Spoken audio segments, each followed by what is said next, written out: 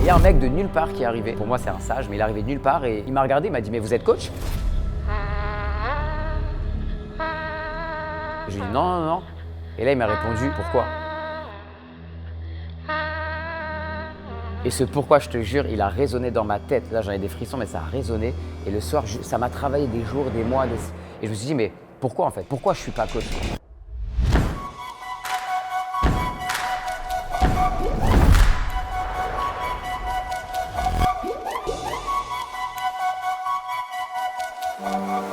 Alors moi, c'est Étienne, j'ai 36 ans. Je suis coach sportif depuis maintenant 10 ans. Et je suis fan de Zouk, de compas, de dancehall, de chata. Ouais, l'événement Aerox Grand Palais, c'était une dinguerie. Franchement, c'était la folie. 12 000 participants. Il y avait la team TSE qui était là aussi et les coachs TSE. Moi, je suis suivi par Maxime, que vous connaissez, qui est coach chez TSE, pour la partie running.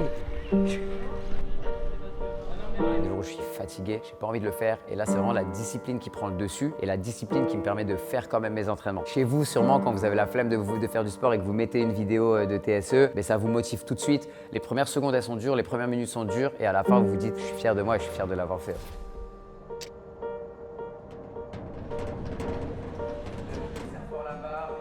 Et je me suis dit, c'est quoi en fait le métier de coach? C'est fait pour moi, j'adore l'humain, j'ai ce côté aider les gens à se sentir mieux dans leur peau, mieux dans leur corps. Je fais du sport naturellement tous les jours et je me suis dit en fait c'est coach que je vais être.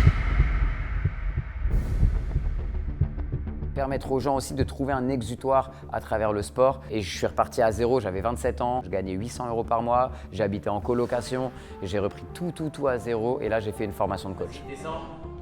Ok. Avec un accompagnement sportif et un accompagnement holistique de dépassement de soi. Et je regardais en gros les meilleurs coachs de France, aussi étrangers mais de France. Et c'est là qu'on m'a parlé de Sissi que je connaissais pas du tout. Et je me suis bien regardé ce qu'elle faisait, je me suis dit ah ouais c'est cool, ces vidéos elles sont sympas avec son chéri. Et je connaissais pas du tout Sissi à l'époque. Et je me suis dit putain par contre on n'a pas le même nombre de personnes qui nous suivent sur les réseaux. Mais ça m'a beaucoup inspiré de voir qu'eux aussi faisaient du sport tous les jours. Et à partir de ce jour-là j'ai commencé à m'intéresser à ce qu'ils faisaient, à regarder un petit peu ce qu'ils faisaient et à les suivre de loin. J'ai rencontré Mehdi, donc mec du Move, qui est l'un de vos coachs, que j'ai rencontré à Bordeaux quand ils sont venus faire l'événement, donc plusieurs années après, que je connaissais aussi de par les réseaux avec Maxime. Et je suis allé le voir au culot, Mehdi, et je lui ai dit « mais t'es pas dans la team TSE, machin ?» On a rapidement matché, on s'est liés d'amitié, franchement, on s'est super bien entendu. De fil en aiguille, j'ai rencontré Tini sur les réseaux. Donc avec Tini, on s'est suivis sur les réseaux, on s'est beaucoup écrit, on s'est suivis. Et moi, je leur ai dit à Mehdi et Tini, je kiffe faire des séances à distance, j'adore faire ça à travers la vidéo. Si un jour vous avez besoin d'un coach, franchement, appelez-moi. Ça a pris un peu de temps et un jour il m'a appelé, il m'a dit écoute, est-ce que tu veux nous rejoindre, faire des vidéos? Et là, let's go, c'est parti.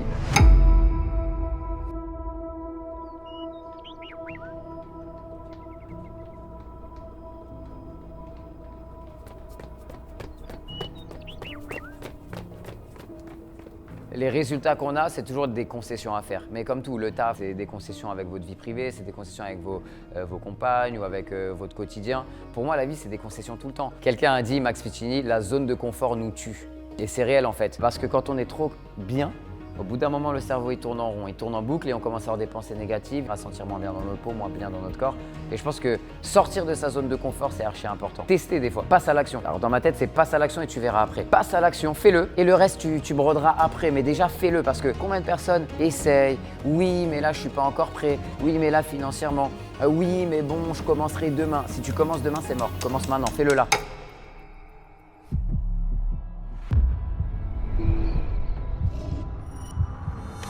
Aujourd'hui, ils se démarquent par la qualité de leur entraînement, par la diversité des coachs.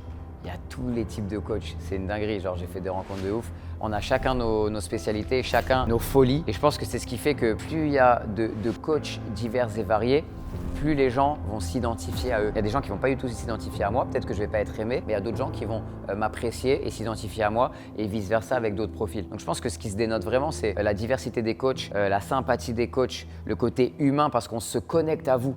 Moi, quand je suis face à la caméra, je me dis, là derrière moi, j'imagine qu'il y a 100 000 personnes et 100 000 personnes différentes, de morphologies différentes, des gens qui sont en difficulté, des gens qui sont sportifs. Et du coup, j'adapte mon coaching en pensant à toutes ces visions-là.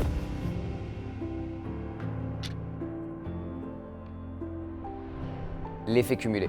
L'effet cumulé, c'est le fait de mettre chaque petite action en place qui génère à la fin un résultat. Chaque action qu'on fait génère un résultat, c'est réel. Si tous les jours, le matin, tu te lèves 10 minutes plus tôt et que tu vas marcher 10 minutes tous les matins, tu brûles un peu plus de calories tous les jours. Si ensuite tu cours 10 minutes au lieu de marcher, si ensuite tu marches 15 minutes, l'idée c'est vraiment d'y aller step by step, de ne pas se donner un objectif à court terme, genre dans un mois, mais plutôt 3 mois, 6 mois, 9 mois, 1 an et surtout ne jamais lâcher. La persévérance, l'effet cumulé, chaque petite action. Aujourd'hui, tu es en train de créer ta version d'après-demain, de la semaine prochaine, de l'année prochaine. Tu es en train de construire la personne que tu seras plus tard. Donc de croire en soi et d'y aller step by step, mais surtout de ne pas lâcher. Dans la vague où je suis parti, en fait, tu avais les élites 15, c'est les 15 champions du monde. Donc vraiment les 15 meilleurs au monde dans la vague où je partais. Donc tu avais vraiment les journalistes qui étaient là, ils ont vraiment fait le show en fait. Dans le sas de départ, après ils ont lancé le 0 et là tu cours. Et là, Edith Piaf à fond au Grand Palais, mon gars, genre c'était magique, vraiment. Et Camille, c'était 2 leaders. Et le gars, c'était qui? Et Alonso.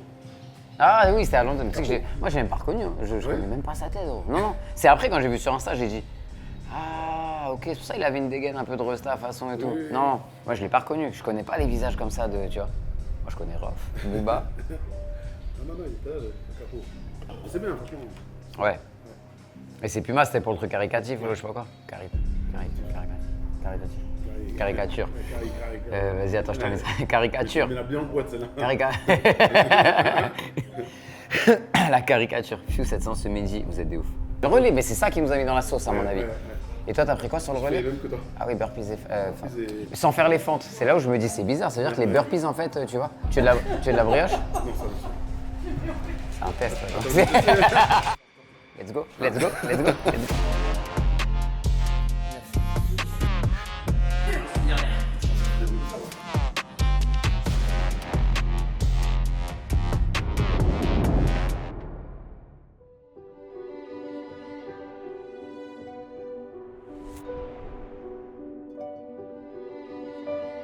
Moi, j'étais du genre en primaire et les premières années de collège à détester le sport quand on allait sur piste, alors que maintenant je fais du run sur piste. Hein. Mercredi après-midi où j'imitais la signature de ma mère pour pas aller faire de sport. J'avais un profil assez gras, j'étais bien en forme, on va dire que je mangeais bien à la cantine et je détestais le sport. Pour moi, le sport c'était assez difficile. Et en fin de compte, j'ai eu des problèmes familiaux avec ma mère. En gros, j'ai ma mère qui a sombré dans l'alcool, qui s'est mise à boire, mais tous les jours. Donc elle est vraiment devenue alcoolique de maladie. La danse, en parallèle, aussi est devenue un exutoire. Et j'en profitais aussi pour sortir. Du coup, je me retrouvais dans les anniversaires, dans les soirées antillaises. Et la danse me permettait de penser à autre chose. Et le sport est rapidement devenu un exutoire, en fait. Ce dépassement de soi à travers le sport. Je faisais des pompes, des tractions dans ma chambre, des haltères avec les copains, tout seul. Et c'est un moment, en fait, où je me sentais me vider au final, tu vois, vider mon énergie, me connecter à mon corps. Et le fait de se dépasser, je mettais un peu ma colère dedans. J'en voulais peut-être à ma mère à l'époque. Et ce moment-là, pour moi, c'est devenu un exutoire. Sorti du collège, j'ai atterri chez mon père à 15 ans que je connaissais pas. Ma mère a perdu ma garde au final et j'ai atterri chez mon père quand j'avais l'âge de 15 ans.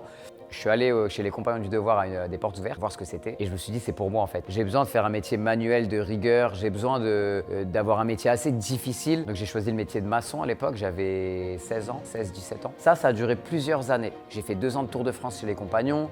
Et chez les Compagnons, on t'apprend vraiment la détermination, la persévérance, le dépassement de soi, le fait de travailler avec ses mains et de chercher la perfection. Ça veut dire qu'on va jamais te dire que ce que tu fais, c'est bien. Ton mur en pierre, pourquoi ce joint-là est mal fait? Est-ce que tu peux améliorer? Et en fin de compte, j'ai toujours été dans cette recherche du perfectionnement à travers le métier manuel. Je me définirais comme hyperactif, 1000 idées à la minute, tout le temps en retard. Ça, c'est réel. Je suis tout le temps en retard. Même à mes cours, j'essaye d'être à l'heure, mais oh là, c'est dur. Non, je suis quelqu'un de toujours dans l'action, toujours hyperactif. Peut-être un peu trop d'énergie. J'adore danser, je kiffe danser. J'aime la vie, en fait. Je pense que je suis assez positif et optimiste. Et en tout cas, je m'éloigne du négatif, même si parfois c'est dur, bien sûr. J'aime l'humain, j'aime les gens, j'aime le sport par-dessus tout. Je kiffe me surpasser, me dépasser.